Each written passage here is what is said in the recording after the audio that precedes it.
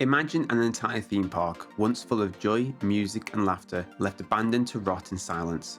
A place where roller coasters stood still for over a decade, rusting in the wind, and where weeds grew through once pristine streets designed to mimic Disneyland. This wasn't some cheap roadside attraction. This was Nara Dreamland, Japan's forgotten Disneyland clone.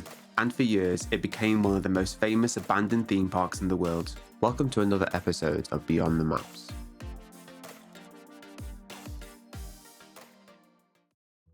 To understand how a theme park like this could exist, we need to rewind to 1961. At the time, Disneyland in California had been open for just 6 years, and the concept of a theme park was still revolutionary. The idea of stepping into a fantasy land filled with castles, rides, and perfectly created streets was unlike anything else in entertainment. Naturally, other countries wanted their own version of Walt Disney's magic. Japan was one of them. A businessman named Kenizo Matsu, president of the Matsu Entertainment Company, wanted to bring Disneyland to Japan. Negotiations reportedly began with Walt Disney himself. The plan was bold, to create Japan's very first Disneyland-style theme park in the historic city of Nara, famous for its temples, shrines, and free-roaming deer. But when licensing talks with Disney fell through, Matsu made a fateful decision. Instead of giving up, he pressed forward, building a near-carbon copy of Disneyland, just without the official Disney name. The result was Nara Dreamland. Opening its gates in 1961, the park featured a Sleeping Beauty-style castle at the centre, a Main Street-style entrance boulevard, a Matterhorn-like mountain, and a monorail circling the grounds. It wasn't just inspired by Disneyland, it was, for all intents and purposes, a clone. But this wasn't a small, low-budget copy. Nara Dreamland was sprawling, imaginative, and for a time incredibly successful. For Japanese visitors in the 1960s and 1970s, the park was a revelation. It offered them a chance to experience the Disney-style magic without travelling across the Pacific. Families flocked to Nara Dreamland, and for decades it served as a popular destination, drawing millions of guests. It wasn't unusual for children growing up in the 70s and 80s in Japan to have vivid memories of visiting the park, riding its roller coasters, and marvelling at its castle. But Nara Dreamland's success was built on shaky foundations, because as time went on, the world around it began to change. In the 1980s and 1990s, Japan experienced a theme park boom. Dozens of new parks opened up across the country, many of them with better technology, fresher rides, and higher budgets. Yet the biggest blow came in 1983, when Tokyo Disney finally opened. This was the real thing, the official licensed Disney park, complete with Mickey, Minnie, and the full cast of Disney characters.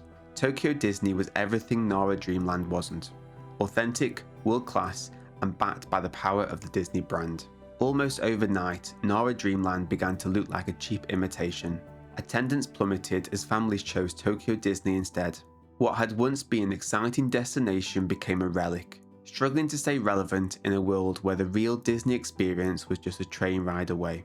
To make matters worse, other major parks continued to open across Japan. Universal Studios Japan launched in Osaka in 2001, just an hour's drive from Nara, and that sealed Dreamland's fate. By the early 2000s, the park was drawing fewer and fewer visitors, and its financial struggles became impossible to ignore. On August 31st, 2006, Nara Dreamland closed its gates for the last time. No grand farewell, no final celebration, just silence. After 45 years of operation, the park was left abandoned. And that's where this story takes a fascinating turn. Because unlike many parks that are demolished quickly, Nara Dreamland was simply left to decay. For over a decade, the park stood frozen in time. Its wooden roller coasters were left standing, slowly rotting away. The castle crumbled, paint peeled from the facades of Main Street, and the once busy rides sat rusting in the elements. This abandonment transformed Nara Dreamland into something entirely new, an icon of urban exploration. Photos of the decaying park spread online, drawing worldwide attention. Explorers from across Japan and beyond ventured into the grounds to capture haunting images of the Forgotten Kingdom. Images of moss-covered rides and empty fairy tale streets became internet legends, cementing Nara Dreamland's status as one of the most famous abandoned theme parks in the world.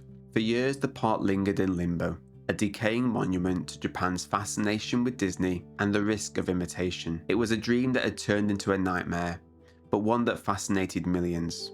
In 2006, demolition finally began.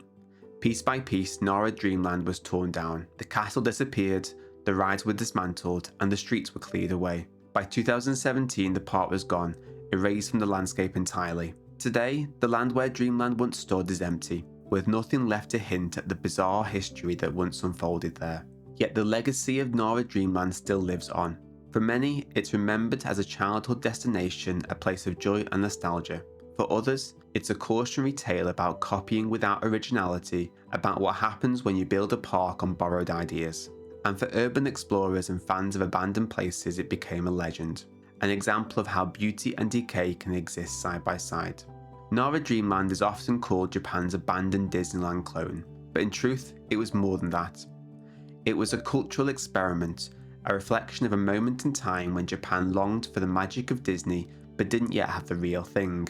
It was a dream built in concrete and steel that couldn't withstand the arrival of the genuine article. But the story leaves us with a bigger question. Was Nara Dream a failure, or was it in its own way a success?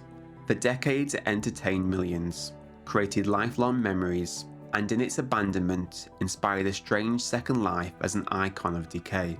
Maybe it's this that makes Dreamland's story so enduring. What do you think? Was Nara Dream destined to fail from the start, or did it carve its own kind of success? And if you had a chance to explore it before it was demolished, would you have gone in? Let me know your thoughts in the comments. And if you've enjoyed this deep dive, please make sure to like the video, subscribe to the channel, and ring that bell.